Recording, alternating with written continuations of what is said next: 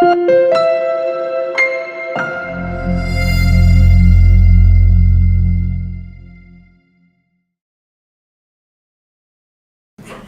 sirop de noyer aussi, c'est très possible. On a une conférence sur le sirop de bouleau. C'est ça, j'ai été présenté. Moi, je fais une présentation sur les arbres à noix. Je suis aussi président de l'Association des producteurs de noix du Québec. Donc, on est environ une 150 membres à la grandeur de la province. Et je vais revenir tantôt. Donc, aujourd'hui, la culture des arbres à noix en système agroforestier, ça porte ses fruits. Je pense que en fait, les arbres à noix piquent beaucoup la curiosité depuis plusieurs années. Donc, qui peuvent faire partie intégrante d'un système en agroforesterie. Donc, je vais essayer de présenter ça, disons, en 15 minutes. Moi qui ai l'habitude de faire des présentations qui durent 1 heure, 1 heure et demie. Donc, on va donc, la présentation des arbres à noix, au niveau du plan de la présentation. Un bel exemple aussi de projet en agroforesterie avec les arbres à noix en Montérégie. Ensuite de ça, je vais donner quelques faits sur la culture des arbres à noix au Québec. Les faits majeurs, les défis dans la culture et la conservation des noix. Ensuite, je vais aussi faire une présentation rapide, je vais introduire un peu au Club des producteurs de noix comestibles du Québec. Donc, peut-être quelque chose que vous avez déjà entendu parler. Et enfin, une petite conclusion par rapport à l'intégration dans l'agroforesterie des arbres à noix.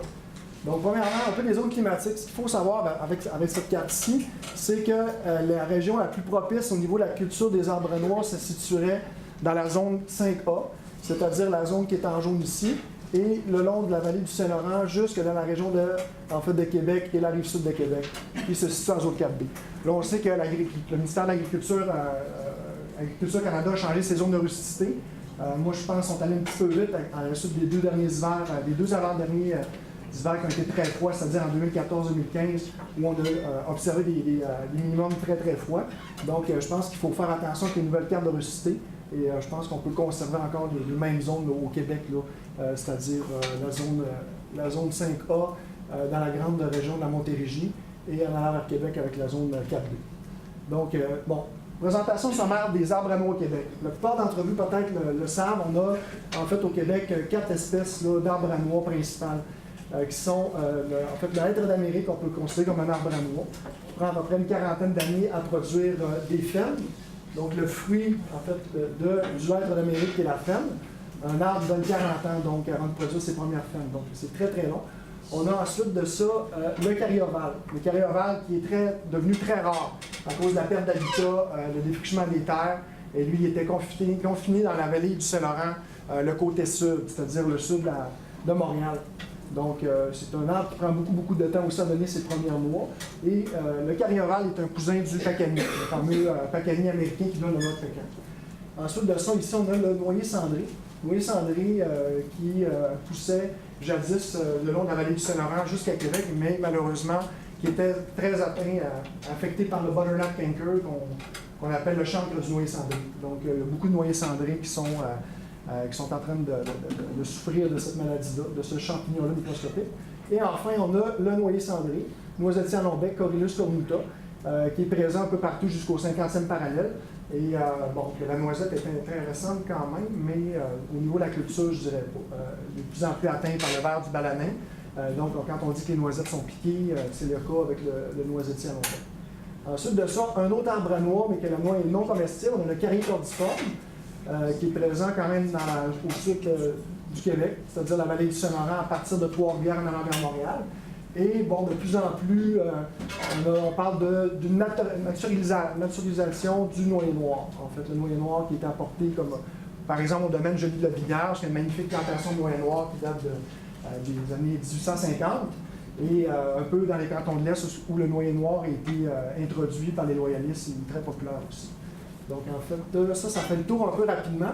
Et on a évidemment aussi 4 espèces de chênes présents sur le territoire du Québec.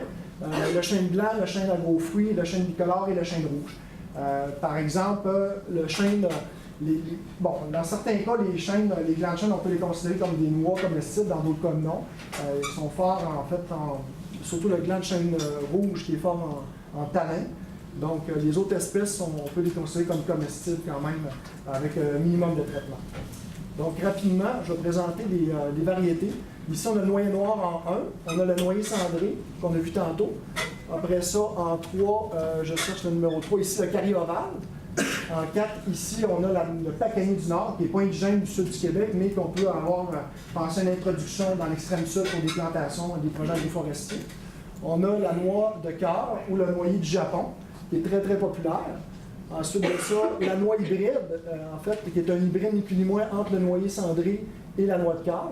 Donc, il y a différentes formes. Donc, on appelle en anglais le bark nut. Donc, c'est très, très populaire aussi au niveau des cultures. Ensuite de ça, en 7, on a la noix de pin de Corée. Il y a à peu près une dizaine d'espèces de pins dans le monde qui vont produire des noix de pignon jugées assez grosses pour leur côté comestible. dont le pain de Corée, qui produit la fameuse noix de pignon qu'on achète au supermarché, qui nous provient en gros du marché asiatique, de la Chine surtout. Et en Suisse, il y a le pain parasol, le Pinus Sambra, il y a le Pinus Siberica aussi, qui sont très, très rustiques. Donc ça, c'est un produit quand même assez populaire. En 8, on a la châtaigne hybride. En fait, plutôt 8, excusez-moi, la châtaigne d'Amérique. En 10, la châtaigne hybride. En 11, on a les noisettes hybrides. Et en 12, ici, on a le ICAM. Et j'avais oublié tantôt le 9 et le carré lacinier. Le carré lacinier qui est un cousin du carré ovale, mais qui a plus une distribution dans le sud de l'Ontario. Donc, comme vous voyez, il y a une grande diversité d'espèces qu'on peut cultiver au Québec dans les systèmes agroforestiers qui ont des rusticées allant de 3A jusqu'à peu près à 5B. Dans certains cas, peut-être 6A, je dirais peut-être pour la châtaigne hybride, quoique il y a des plantations qui sont en Montérégie, là, quelques plantations. Quelques faits sur la culture des arbres noix au Québec. On dénombre environ 4 à 5 plantations majeures d'arbres noix qui contiennent plus de 1500 arbres. Il y en a beaucoup plus en Ontario, évidemment. Il y a une forte demande pour des jeunes plants qui serviront dans les vergers en projet agroforestier, évidemment. Utilité variée bon, dans la variation des cultures, utilisation d'agroforesterie, on a aussi bien sûr les brise-vents. On peut les intégrer dans les brise-vents, enrichissement des boisés, excellente utilisation aussi pour les arbres à noix en permaculture pour attirer la faune, etc. Vous connaissez peut-être le terme edible landscaping, forêt nourricière, permaculture. Bon, c'est sûr qu'aujourd'hui, on ne parle pas vraiment de ça, mais c'est très, très populaire au niveau de la permaculture, l'introduction des arbres à noix dans la canopée. Ensuite de ça, c'est sûr qu'il y a un potentiel de milliers de dollars par exploitation au niveau des vergers qui sont plus de 4 hectares en plantation.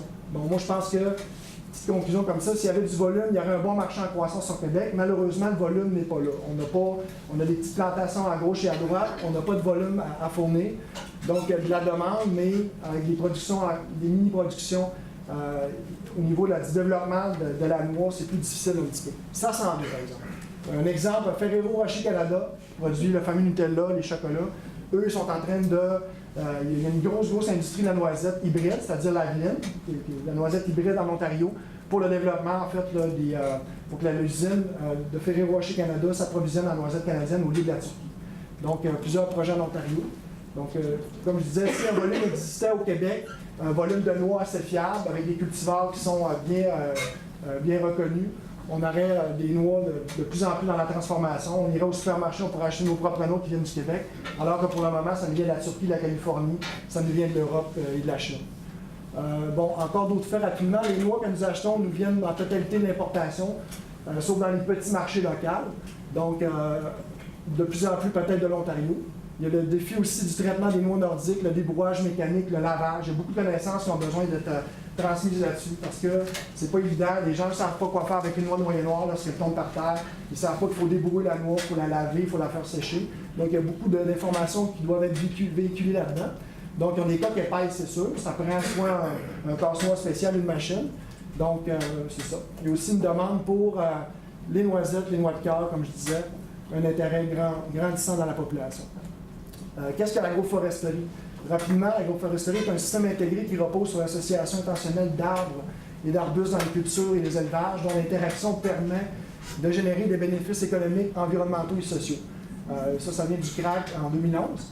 L'agroforesterie vient enrichir aussi la palette des pratiques favorables à la protection des sols, bien sûr, de l'eau, la biodiversité et tout complémentaire dans la transition vers une agriculture durable.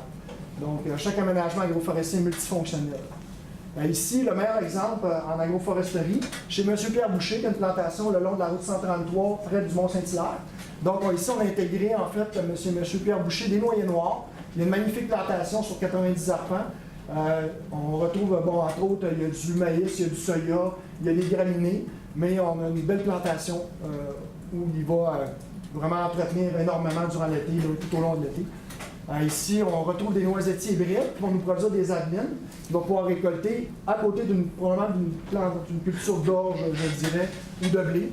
Donc ici, on voit très bien, comme je disais, c'est une plantation de 90 arpents, dénombrant à peu près une cinquantaine de variétés d'arbres.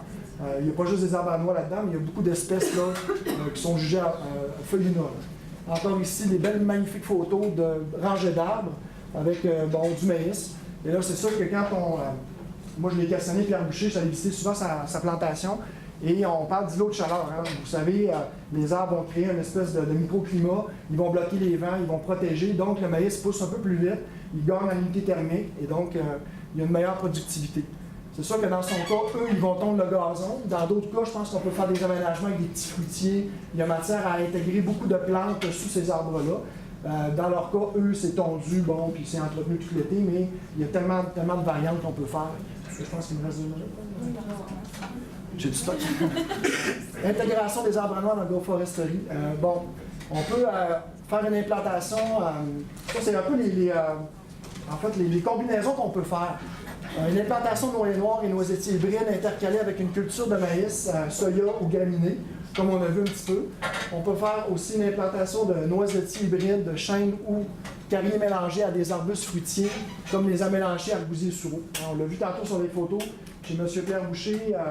On avait surtout maïs, soya, quelques graminées, mais il y a moyen de mettre du amélanchier, de l'arbousier. Il y a du stock, il y a des combinaisons qu'on peut faire quand même. D'autant plus que les arbustes, ils vont avoir tendance à bloquer le vent en bas étages et les arbres plutôt dans les étages supérieurs. Et d'autant plus qu'à la plantation chez M. Pierre Boucher, les arbres sont taillés considérablement pour avoir un fût en tout cas un fût bien dégagé. Donc ici, aussi les 2 derniers, on a un mélange de noyer de Japon, noyer de cœur et de pin de Corée, dans le fond, qui peut être intégré. Le pin de Corée qui est zoné 2A, 2B, donc qui pourrait pousser aussi loin qu'au lac Saint-Jean-d'Abitibi dans des sols acides avec du mycorhize. Donc, il y a des choses qu'on peut faire un peu partout à la grandeur du Québec. Et enfin, une plantation de carrier ou lichen. Lichen qui est une contraction du mot hickory in pecan. Et donc, c'est un hybride, un croisement entre le carrier ovale et le pacani du Nord. Donc, c'est un arbre qui est relativement bien rustique, qui pousse bien, puis qui peut endurer des moins 40 l'hiver. Autre projet au Québec. Quels sont les projets au Québec qui ont introduit les arbres noirs? Je sais, 2 minutes. Je sais qu'il y en a un, en fait, qui a été cet été, qui était en grande partie, Culture Innov ont fait la consultation du projet, un nouveau projet agroforestier. Tantôt, j'ai parlé du projet de M. Boucher. Mais en fait, au Québec, il y a plusieurs projets de plusieurs plantations d'arbres noirs qui, malheureusement, ne sont pas, malheureusement, je ne vais pas dire malheureusement, mais ne sont pas dans un système d'agroforesterie. Donc, on a en fait plusieurs plantations. On a le Jardin des Noix chez Yvan Perrault, qui est une magnifique plantation. On a la plantation d'Éric Bédard à Phillipsburg, en Montérégie. Et on a la Noiselle au Belchon, à laquelle j'ai participé, et dans la plantation d'André Callier, l'ex-PDG d'Hydro-Québec, qui a une grosse plantation d'arbres noirs. Mais ces plantations-là, c'est sûr qu'ils n'intègrent pas, dans le fond, du intercalaire pour l'instant. Donc, il y a plusieurs autres projets en cours auprès de nos membres, dans l'Association des producteurs de noix. Moi, je pense que ça s'en vient plus tard, que les arbres à noix vont être intégrés dans des systèmes beaucoup plus complexes, plutôt que juste une plantation. Des défis rapidement, ça prend des agencements, il faut connaître un petit peu les conditions environnementales, type de sol, profondeur, pH, drainage, la taille d'éducation qui est aussi primordiale lorsque les arbres sont implantés. Il faut aussi savoir détecter les maladies, les insectes, leur contrôle. La récolte est mise en marché. Il faut avoir des connaissances de base aussi pour la mise en marché. Il y a plusieurs, évidemment, étapes avant la consommation. La récolte manuelle, le débrouage, le séchage et le casse-noix, évidemment.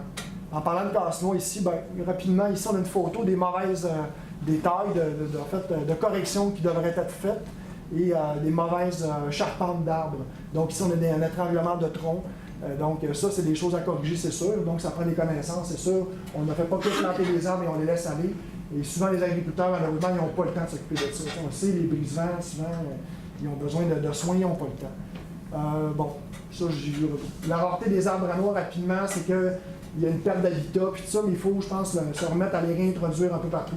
Ne serait-ce que nos arbres, nos feuilles nobles à nous, le carioral, puis le noyer cendré, il faut continuer à le perpétrer malgré qu'il y a une menace qui pèse sur lui. Puis ça prend une conscientisation aussi au niveau de ces espèces-là, qui ont une forte valeur ajoutée, ne serait-ce qu'au niveau du bois, au niveau de la noix.